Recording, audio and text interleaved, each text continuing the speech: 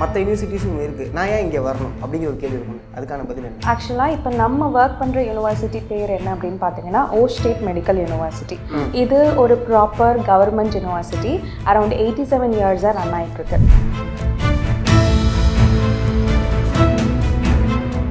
So இந்த யூனிவர்சிட்டியில் பார்த்தீங்கன்னா நம்மளுடைய தமிழ் ஸ்டூடெண்ட்ஸ் அதிகமாக படிக்கிறாங்க. ஹிடன் சார்ஜஸ் அப்படிங்கிற விஷயங்கள் அதிகமாக நடக்குது. நம்ம உள்ளே போகும்போது ஓகே இவ்வளோ தான்ப்பா கம்மின்னு பார்த்தா இங்கே அதுக்கு வாட்டர் கேனுக்கு ஒன்று ஒன்றா சொல்லிட்டு இருக்காங்க. எங்ககிட்ட போடுற அட்மிஷன்ஸ்க்கு கண்டிப்பாக நாங்கள் எக்ஸ்ட்ரா சார்ஜஸ் வாங்க மாட்டோம். பேரண்ட்ஸுக்கிட்ட இந்த ஒரு டவுட்டுமே இருக்குது. ஏன்னா ஒரு அங்கீகாரமாக இருக்கக்கூடிய யூனிவர்சிட்டிக்கு போகணும்னு சொல்கிறாங்க. அந்த அங்கீகாரம் மட்டும் போதுமா? மேக்ஸிமம் அக்ரிடேஷனோட இயர் லிமிட் பார்த்தீங்கன்னா 6 இயர்ஸ். சரிங்களா? 6 வருஷத்துக்கு இந்த யூனிவர்சிட்டியை நம்ம எதுவுமே பண்ண தேவையில்லை, எல்லாமே தரம் வாய்ந்ததாக இருக்குது அப்படின்னு சொல்லி ஒரு சில யூனிவர்சிட்டிஸ் கொடுத்துருக்காங்க. அந்த ஃபர்ஸ்ட் பிளேஸில் இருக்கிறது என்னென்னு பார்த்தீங்கன்னா நம்ம ஓ ஸ்டேட் யூனிவர்சிட்டி.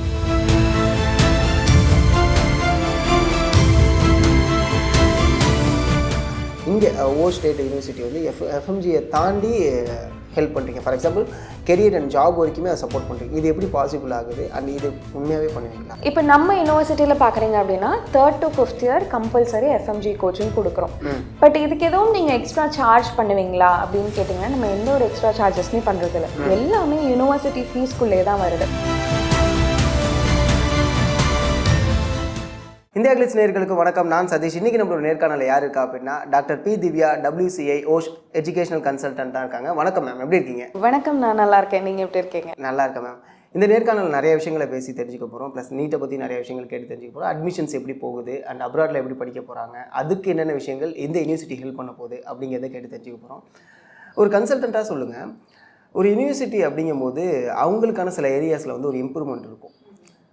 ஃபார் எக்ஸாம்பிள் இந்த விஷயங்கள்லாம் இந்த யூனிவர்சிட்டி வந்து ப்ளஸ்ஸாக பண்ணும், மற்ற யூனிவர்சிட்டிஸும் இருக்குது, நான் ஏன் இங்கே வரணும் அப்படிங்கிற ஒரு கேள்வி இருக்குங்க. அதுக்கான பதில் என்ன? ஆக்சுவலாக இப்போ நம்ம ஒர்க் பண்ணுற யூனிவர்சிட்டி பேர் என்ன அப்படின்னு பார்த்தீங்கன்னா ஓ ஸ்டேட் மெடிக்கல் யூனிவர்சிட்டி. இது ஒரு ப்ராப்பர் கவர்மெண்ட் யூனிவர்சிட்டி. அரௌண்ட் 87 இயர்ஸாக ரன் ஆகிட்டுருக்கு. ஸோ இந்த யூனிவர்சிட்டியில் பார்த்தீங்கன்னா நம்மளுடைய தமிழ் ஸ்டூடெண்ட்ஸ் அதிகமாக படிக்கிறாங்க. வை? பிகாஸ் த வே ஆஃப் எஜுகேஷனாக இருக்கட்டும், இல்லை அங்கே இருக்கக்கூடிய சப்போர்ட்டாக இருக்கட்டும், ஃபுட் அண்ட் கல்ச்சர்ஸ் எல்லாமே மோரோவர் கொஞ்சம் நம்ம இந்தியாவுக்கு ரிலேட் ஆகுறதுனால நிறைய ஸ்டூடெண்ட்ஸ் நம்ம ஓ ஸ்டேட் யூனிவர்சிட்டியை ப்ரெஃபர் பண்ணி படிக்கிறாங்க. ஓகே.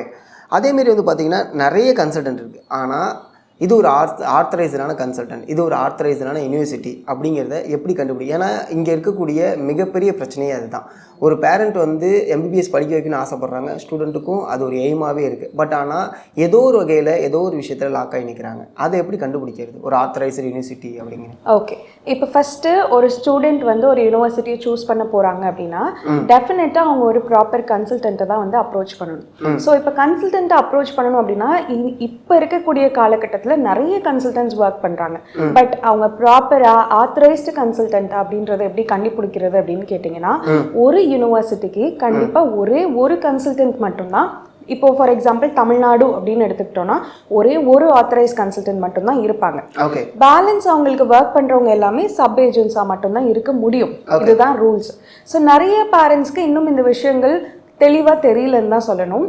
ஏன்னா நிறைய சப் ஏஜென்ட்ஸ் வந்து என்ன சொல்லிடுறாங்கன்னா நாங்கள் டைரக்ட் பார்ட்னர்ஸ், அஃபீஷியல் நாங்கள் அப்படின்னு சொல்லி அட்மிஷன்ஸ் பிளேஸ் பண்ணிடுறாங்க. பட் இந்த பிளேஸ் பண்ண அட்மிஷன்ஸ்லாம் யாருக்கு போகும் அப்படின்னு கேட்டிங்கன்னா அந்த அஃபீஷியல் ஆத்தரைஸ்ட் பார்ட்னராக இருக்கக்கூடிய ஒரே ஒரு மெம்பருக்கு தான் போகும். அவங்க தான் எல்லா ப்ரொசீஜர்ஸுமே வந்து ப்ரொசீட் பண்ணுவாங்க. So parents before the admission அவங்க தான் ப்ராப்பரான ஆத்தரைஸ்டு கன்சல்டண்ட்டா அப்படின்றத தெளிவாக ஒரு தடவை செக் பண்ணி அதுக்கப்புறம் அட்மிஷன்ஸ் பிளேஸ் பண்ணால் ரொம்ப நல்லதாக இருக்கும். ஓகே, அதை எப்படி கண்டுபிடிக்கிறது? இப்போ ஃபார் எக்ஸாம்பிள் வந்து இப்போ நானுமே சொல்லலாம், நான் ஒரு ஆத்தரைஸ்டு பர்சன், என்கிட்ட நீங்கள் வாங்க, லைக் நம்ம அட்மிஷன் பண்ணிக்கலாம் அப்படின்னு சொல்லிட்டு ஐ கேன். ஆனால் அதை ஐடென்டிஃபை பண்ணுறதுக்குன்னு ஒரு கியூ இருக்கும்ல. நீங்கள் ஃபஸ்ட்டு அதுக்கு பண்ண வேண்டிய விஷயம் என்ன அப்படின்னு கேட்டிங்கன்னா முதல் விஷயம் வந்து வெப்சைட்டில் நீங்கள் செக் பண்ணலாம். யூனிவர்சிட்டியோட வெப்சைட்டில் அவங்களுடைய பேர் மென்ஷன் ஆயிருக்கும், இவங்க தான் நம்மளுடைய ஆத்தரைஸ்ட் கன்சல்டன்ட் அப்படின்றது. ரெண்டாவது விஷயம் அங்கே படிக்கக்கூடிய ஸ்டூடெண்ட்ஸ்க்கு கண்டிப்பாக தெரியும். ஸோ அவங்க மூலியமா அப்ரோச் பண்ணி விசாரிச்சுக்கலாம். மூணாவது விஷயம் என்னன்னா சப் ஏஜென்ட்ஸ்க்கும் இந்த மெயின் ஆத்தரைஸ்டுக்கும் ஒரு பெரிய டிஃப்ரென்ஸ் இருக்கு. ஸோ எல்லாருமே வந்து ஒரு ஆத்தரைஸ்ட் லெட்டர் அப்படின்னு சொல்லிட்டு ஒன்று வச்சிருப்பாங்க. ஸோ அதுலேயே நாங்கள் மென்ஷன் பண்ணி தான் கொடுக்குறோம், they can work as a sub agent for us அப்படின்னு மென்ஷன் பண்ணி கொடுக்கறதுனால அதில் நீங்கள் டிஃப்ரென்ஸ் வந்து கண்டுபிடிச்சிக்கலாம். ஒரே ஒரு ஆளுக்கு மட்டும்தான் அந்த மெயின் ஆத்தரைஸ் லெட்டர் கிடைக்கும். மித்த எல்லாருக்குமே வந்து அவங்க நமக்கு ஒர்க் பண்ணி தரலாம் அப்படின்றதுக்கான லெட்டர் தான் இருக்கும். ஸோ இதை வச்சு டிஃப்ரென்ஸ் வந்து நீங்கள் ஈஸியாக கண்டுபிடிச்சிக்கலாம். புரியுது. அதேமாதிரி வந்து பார்த்தீங்கன்னா இப்போ எம்பிபிஎஸ் படிக்கணும், அது வெளிநாட்டில் படிக்கணும் அப்படிங்கும்போது நிறைய சந்தேகங்கள் அதுக்குள்ளே இருக்குது. நீட் வந்து கண்டிப்பாக தேவையா? இப்போ நம்மளுடைய ஸ்டேட் யூனிவர்சிட்டியில் வந்து நீட் இருந்தால் தான் அட்மிஷன் வாங்க முடியுமா? எப்படி? கண்டிப்பாக நீட் இல்லைன்னா தயவு செஞ்சு நான் சொல்கிறது என்ன அப்படின்னு கேட்டிங்கன்னா, அட்மிஷன்ஸ் ப்ளேஸ் பண்ணாதீங்க. எங்கள் யூனிவர்சிட்டின்னு நான் சொல்லலை, எந்த அப்ராடில் நீங்கள் போய் படிக்க போகிறீங்கனாலும் நீட் இல்லைன்னா அட்மிஷன் ப்ளேஸ் பண்ணுறது என்னை பொறுத்த வரைக்கும் வேஸ்ட். வை? பிகாஸ் என்எம்சியில் ஒரு ரூல்ஸ் இருக்குது. இப்போ வந்து நம்ம அட்மிஷன் போடுறோம் அப்படின்னா கண்டிப்பாக நீட் எலிஜிபிள் ஸ்கோர் வந்து நீங்கள் எடுத்துருக்கணும். எவ்ரி இயர் வந்து நீட் ஸ்கோர் சேஞ்ச் ஆகிட்டே இருக்குது. இப்போ லாஸ்ட் இயர் நீட் ஸ்கோர் பார்த்தீங்கன்னா 113 எடுத்திருந்தா எலிஜிபிள் ஸ்கோர், சரிங்களா? பட் இந்த இயர் வந்து 177 கண்டிப்பாக எடுத்திருக்கணும். ஸோ இந்த மாதிரி year wise NEET score change ஆகிட்டே இருக்கு. ஸோ அதனால நீட் ஸ்கோர் நீங்கள் கண்டிப்பாக எலிஜிபிளாக எடுத்திருக்கீங்க அப்படின்னா அப்ராடை சூஸ் பண்ணுங்க. இல்லை நீங்கள் எடுக்கலை அப்படின்னா தயவு செஞ்சு ரிப்பீட் பண்ணுங்க. நான் ஃபர்ஸ்ட் எப்பயுமே சொல்றது இந்தியா தான் உங்களுடைய ஃபர்ஸ்ட் ப்ரிஃபரன்ஸா இருக்கணும். உங்களால முடியல, என்னால் ரிப்பீட் பண்ண முடியாது, இயர்ஸ் வேஸ்ட் பண்ண முடியாது, நான் இதுக்கு வந்து அங்கேயே படிச்சு முடிச்சுடுறேன் அப்படின்னா அப்ராட் எஜுகேஷனை நீங்க சூஸ் பண்றது பெஸ்டா இருக்கும். ஸோ நீட் இல்லைன்னா தயவு செஞ்சு யாருமே அட்மிஷன் பிளேஸ் பண்ணாதீங்க. இன்கேஸ் யாராவது பிளேஸ் பண்ணியிருந்தீங்கனாலும் இப்போ நீங்கள் இதை பார்த்து தயவு செஞ்சு அட்மிஷனை கேன்சல் பண்ணிட்டு திருப்பி நீங்கள் வந்து படிங்கன்னு தான் சொல்லுவேன். அதுக்காக தான் கேட்டேன். ஏன் அப்படின்னா எகெயின் இந்த ஸ்கேம் அதுக்குள்ளே நான் வரேன். நான் ஸ்கேமுங்கிறத தாண்டி ரொம்ப ஈஸியாக ஒரு சில விஷயத்தை நகர்த்தி கொண்டு போயிட முடியும். ஃபார் எக்ஸாம்பிள் அதெல்லாம் ஒன்றும் பிரச்சனை கிடையாதுமா, நம்ம பார்த்துக்கலாம், நம்ம இதில் எல்லாமே பண்ணி கொடுத்துருவோம், மற்ற இதில் தான் அதை பற்றி யோசிக்கணும், ஒரி பண்ணணும், இங்கே அப்படி கிடையாது அப்படின்னு சொல்லிட்டு ஒரு விஷயம் வரும்ல. அப்படி இருந்தால் அது ஃபேக், அது வந்து அக்செப்டே ஆகக்கூடாது. ஆக்சுவலாக இப்போ ஒரு கன்சல்டன்ட் இருக்காங்கன்னா எந்த கன்சல்டன்ட் ப்ரோஸையும் சொல்லி கான்ஸையும் சொல்கிறாங்களோ அதை நீங்கள் ட்ரஸ்ட் பண்ணலாம். பட் வெறும் இது பெஸ்ட் யூனிவர்சிட்டி இங்கே அப்படி இப்படி நீட்டில் வந்து நீங்கள் ஸ்கோரே எடுக்கலனாலும் பரவாயில்ல, அப்ராடில் நீங்கள் ஒர்க் பண்ணிக்கலாம், இந்த மாதிரிலாம் சொல்கிறாங்கன்னா தயவு செஞ்சு நம்பாதீங்க. ஏன்னா பின்னாடி இந்தியாவுக்கு வந்ததுக்கப்புறம் நீங்கள் இந்தியாவுக்குள்ளே வேலையே பார்க்க முடியாது. நீட்டு தான் மேண்டேட்ரி எலிஜிபிள் இப்போ. ஸோ நீட்டில் கண்டிப்பாக பாஸ் ஆகிருக்கணும். ஸோ இதெல்லாம் கொஞ்சம் செக் பண்ணி ப்ராப்பர்டாக ஆத்தரைஸ்டாக இருக்கவங்கள்ட்ட நீங்கள் உங்களோட அட்மிஷன் ப்ளேஸ் பண்ணிங்கன்னா ரொம்ப நல்லதாக இருக்கும். ஓகே. அதேமாதிரி வந்து பார்த்தீங்கன்னா எப்போதுமே இந்த ஃபீஸ் ஸ்ட்ரக்சர் அப்படிங்கிற ஒரு விஷயம் இருக்குது. அந்த ஃபீஸ் ஸ்ட்ரக்சரை உங்களுடைய அட்மிஷன் லெட்டரில் எப்படி நோட் பண்ணியிருக்கீங்க? அண்ட் இன்னொரு விஷயம் என்னென்னா அதே US டாலரில் பார்க்கணும் அப்படின்னு சொல்கிறீங்க. மெயின் விஷயம் என்னன்னு கேட்டிங்கன்னா US டாலர், அதாவது நம்ம ஃபீஸ் எல்லாமே US டாலரில் தான் வரும். US டாலர் அப்படின்றது எப்பயுமே ஃபிக்ஸ்டு கிடையாது. டாலர்ஸோட ரேட் நம்ம கொடுக்கறது ஃபிக்ஸ்டு. பட் இந்தியன் கரன்சி வந்து இன்னைக்கு மாறுது, நாளைக்கு எஸ் மாறிட்டே இருக்கு. இப்போ நமக்கு லாஸ்ட் இயர் பார்த்தீங்கன்னா லாஸ்ட் இயர் நம்ம வந்து அட்மிஷன் பிளேஸ் பண்ணும்போது 25 to 27 lakhsல நம்ம முடிச்சிடலாம் அப்படின்ற மாதிரி சொல்லியிருந்தோம். பட் இந்த இயர் பார்த்தீங்கன்னா ஃபீஸுமே கொஞ்சம் இன்க்ரீஸும் ஆயிருக்கு. ப்ளஸ் டாலர் ரேட் ஃப்ளக்சுவேஷனால இப்போ அரௌண்ட் 32 lakhs வர போகுது கம்ப்ளீட் கோர்ஸ் முடிக்கிறதுக்கு. ஸோ டாலர் ஃப்ளக்சுவேஷன் அப்படின்றதுக்கு நம்ம ப்ராமிஸ் பண்ண முடியாது. அப்படி யாராவது 10 லட்சத்துல முடிச்சிடலாம், 15 லட்சத்துல முடிச்சிடலாம், 25 லட்சத்துல முடிச்சிடலாம்னா அது உண்மையே கிடையாது. டாலர் ரேட்டை ஃபிக்ஸ்டா வச்சுக்கோங்க. இந்தியன் கரன்சி நீங்க கட்டுற அன்னைக்கு என்ன ரேட்ல இருக்கோ அது மாறிட்டே தான் இருக்கும். அதுக்கேற்ற மாதிரி நீங்க அந்த டாலர்ஸை வந்து நீங்க பே பண்ணணும். ரெண்டாவது விஷயம், ஓகே மேம் இன்னைக்கு வந்து நீங்க இந்த டாலர் சொல்லிட்டீங்க, நாளைக்கு இந்த இதுல இருந்து கொஞ்சம் கூட போயிடுச்சுன்னா நாங்க என்ன பண்றது அப்படின்னு கேக்குறீங்கன்னா, இதுக்கு தான் நாங்க என்ன பண்றோம்னா, இப்ப யூனிவர்சிட்டில இருந்து ஒரு அட்மிஷன் லெட்டர் உங்களுக்கு கொடுக்குறோம் இல்லையா, அந்த அட்மிஷன் லெட்டர்லேயே செகண்ட் பேஜ்ல 6 இயர்ஸ்க்கும் உங்களுக்கு என்ன ஃபீஸு, இவ்வளோதான் எங்களுடைய ஃபீஸு, இதில் நாங்கள் இதெல்லாம் பண்ணுறோம் அப்படின்னு மென்ஷன் பண்ணி உங்களோட அட்மிஷன் லெட்டர்லேயே நாங்கள் கொடுத்துருவோம். ஓகே. ஸோ அப்படின்றப்ப 6 இயர்ஸ்க்கு உங்களுக்கு எந்த ஒரு டவுட்டுமே இருக்காது. ஓகே, நீங்கள் நாங்களே மாற்றி சொன்னாலும் நீங்கள் அதில் பார்த்துக்கலாம், ஓகே இதுதான் சொல்லியிருக்காங்க, நம்ம இதை பே பண்ணால் போதும் அப்படின்னு. பட் இதே இது எல்லாரும் கொடுப்பாங்களா அப்படின்னு கேட்டிங்கன்னா கிடையாது. ஆக்சுவலாக இந்த கொஸ்டின் தான் நான் கேட்கலான்னு இருந்தேன். இந்த ஃபீஸில் ஒரு அவேர்னஸ் வந்து கண்டிப்பாக வேணும்.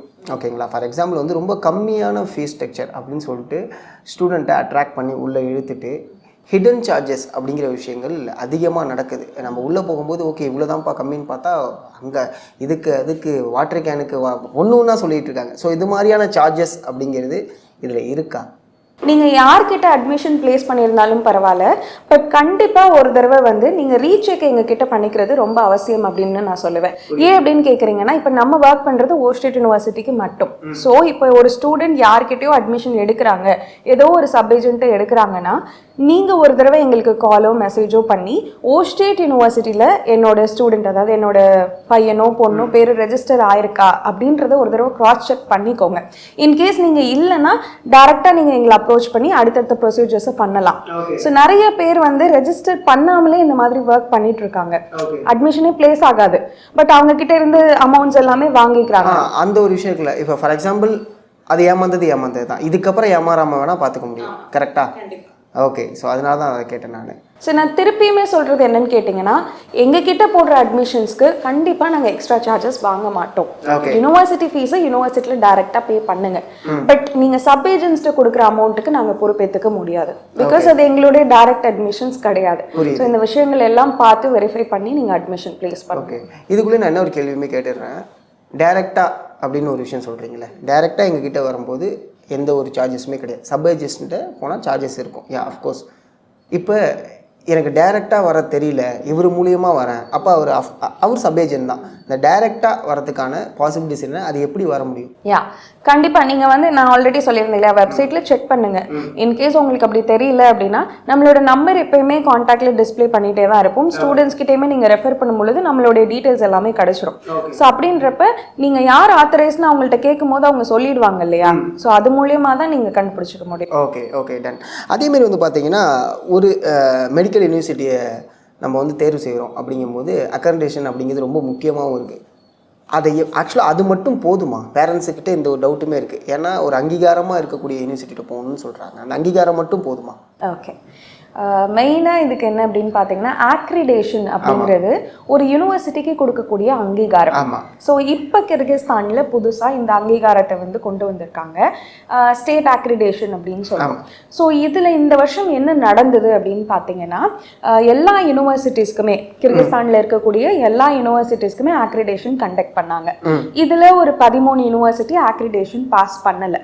ஸோ அப்போ அந்த யூனிவர்சிட்டிஸ்க்கு ஸ்டூடெண்ட் எய்தர் அட்மிஷன் எடுக்கக்கூடாது. அண்ட் அந்த யூனிவர்சிட்டி பத்தி இனிமேல் நமக்கு டாபிக்கே இல்லைன்னு வச்சுக்கோங்களேன். ஆக்ரிடேஷன் கிடையாதுன்னா நம்ம அதுக்குள்ள போகவே முடியாது. ரெண்டாவது விஷயம் என்னன்னா, அவங்களுடைய தரத்தை பொறுத்து கேட்டகரியா பிரிச்சாங்க. இப்போ ஒரு சில யூனிவர்சிட்டிஸ் இருக்கு, அதுக்கு வந்து ஆக்ரிடேஷனே கிடையாது. வை? பிகாஸ் அது ஒரு சென்ட்ரலைஸ்ட் யூனிவர்சிட்டி. பட் பேலன்ஸ் இருக்க எல்லா யூனிவர்சிட்டிக்குமே அதோட தரத்தை பொறுத்து அவங்க வந்து பிரிச்சாங்க. ஸோ இப்போ இந்த ஆக்ரிடேஷன் பார்த்தீங்கன்னா 1 year ஆக்ரிடேஷன் அப்படின்னு சொல்லிட்டு ஒரு சில யூனிவர்சிட்டிக்கு கொடுத்துருக்காங்க. ஸோ அந்த யூனிவர்சிட்டிஸ்மே ஹை ரிஸ்க்ல இருக்கு அப்படின்ற மாதிரி தான் சொல்லணும். பட் மேக்ஸிமம் ஆக்ரிடேஷனோட இயர் லிமிட் பார்த்தீங்கன்னா 6 years. சரிங்களா?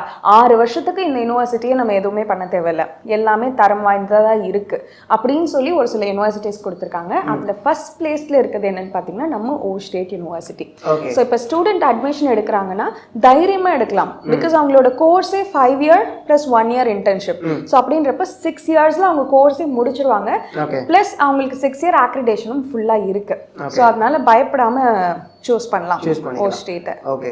இந்த அங்கீகாரத்தை எப்படி கண்டுபிடிக்குது? ஃபார் எக்ஸாம்பிள் எப்போதுமே வந்து காலேஜை பொறுத்த வரைக்கும் கிரேட் ஒன்று போடுவாங்க, ஏ கிரேட் பி கிரேட்னு சொல்லிட்டு. இந்த காலேஜஸில் வந்து நேக் மூலியமாக அந்த கிரேட் வந்து இம்ப்ளிமெண்ட் ஆகும். அந்த கிரேடை வந்து நம்ம கண்டுபிடிச்சிருமே எப்படியா இருந்தால் நேக் ஒரு 3 yearsக்குள்ளே தான் நடக்கும். ஸோ 3 years வந்து இது ஏ கிரேடில் தான் இருக்கும், அதுக்கப்புறம் தான் அது சேஞ்ச் ஆகும். இது வந்து இந்த ஆர்ட்ஸுக்குள்ள ஒரு விஷயம்.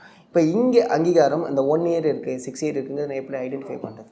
இப்போ ஒரு கண்ட்ரி இருக்குது அப்படின்னா கண்டிப்பாக இந்தியன் ஸ்டூடெண்ட்ஸ் அங்கே படிக்கும் பொழுது இந்தியன் எம்பசி அப்படின்றது கண்டிப்பாக அங்கே ஒர்க் ஆகும். கரெக்டாக?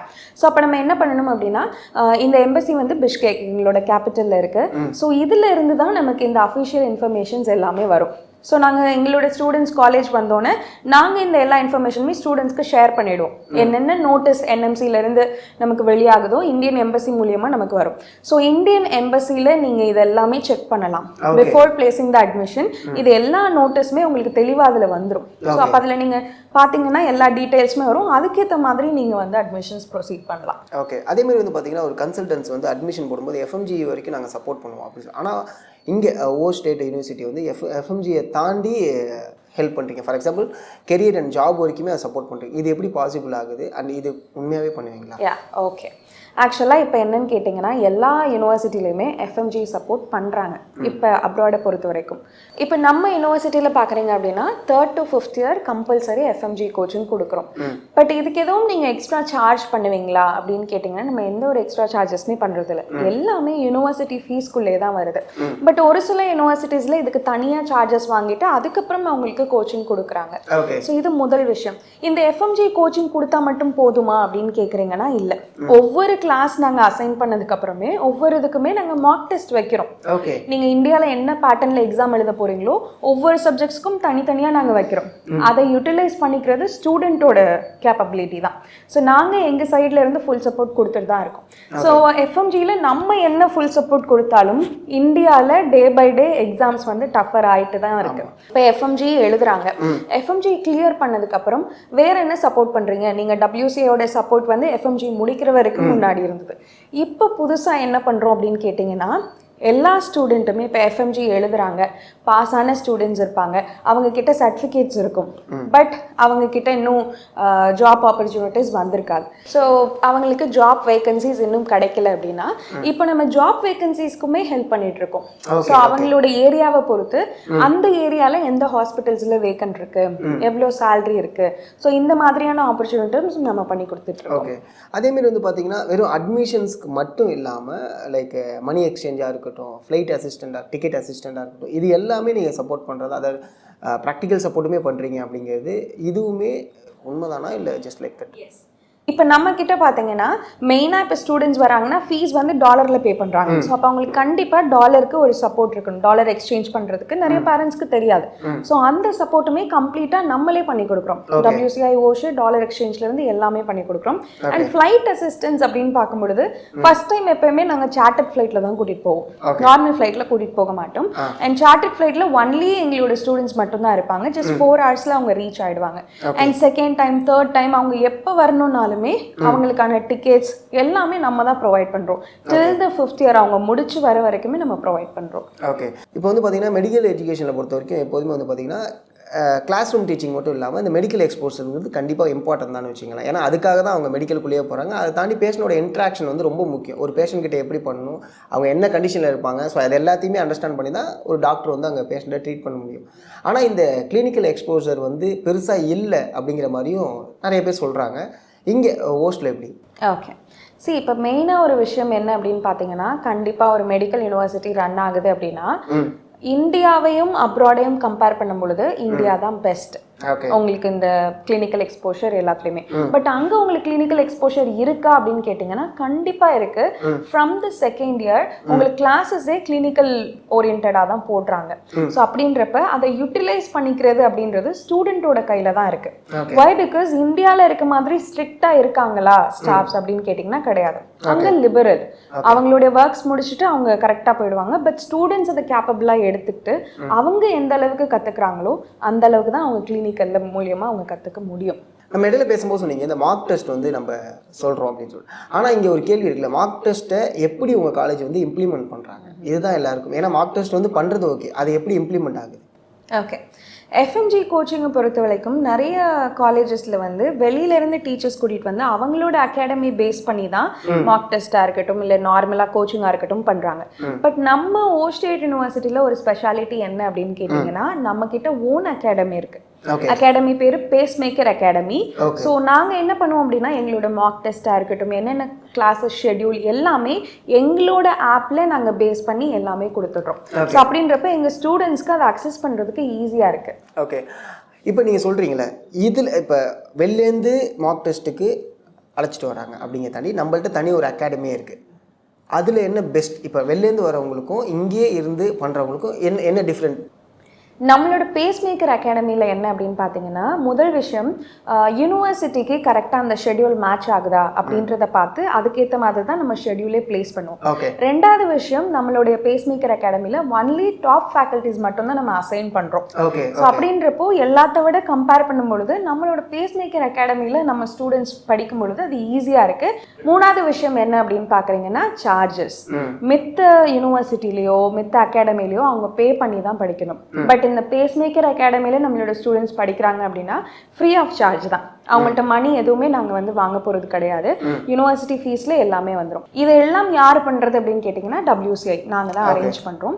அண்ட் இப்போ வந்து அவங்க எக்ஸாம் எழுதுறாங்க, FMGயில் இன்கேஸ் ஃபர்ஸ்ட் அட்டெம்ப்டில் ஃபெயில் ஆயிட்டாங்க அப்படின்னா திருப்பி செகண்ட் அட்டெம்ப்ட்க்கு நம்மளோட பேஸ்மேக்கர்லேயே அவங்க திருப்பி ஜாயின் பண்ணி படிக்கலாம். Okay okay okay. ஸோ இந்த மாதிரி விஷயங்கள்லாம் பண்ணிட்டு இருக்கோம். ஓகே. ஸோ இதனால இந்த ஒரு விஷயம் பெஸ்ட்.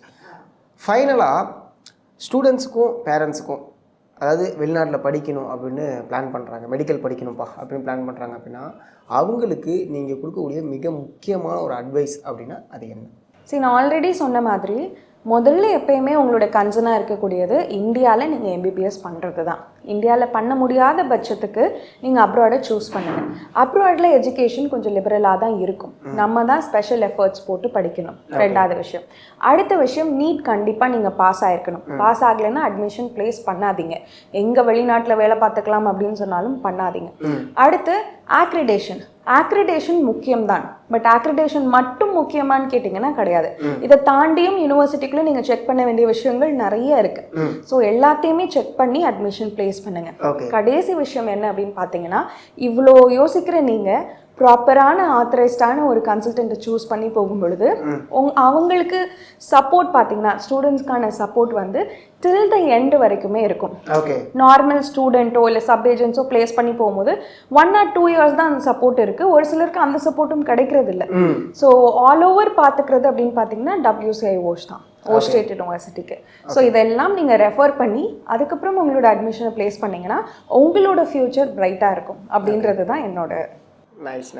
ரொம்ப நன்றி. உங்களுடைய வேல்யூபிளான டைம் எங்களுக்கு கொடுத்ததுக்கு மிகப்பெரிய நன்றி. அட் த சேம் டைம் நிறைய விஷயத்தை கிளாரிஃபை பண்ணதுக்கு ரொம்ப நன்றி. Thank you so much.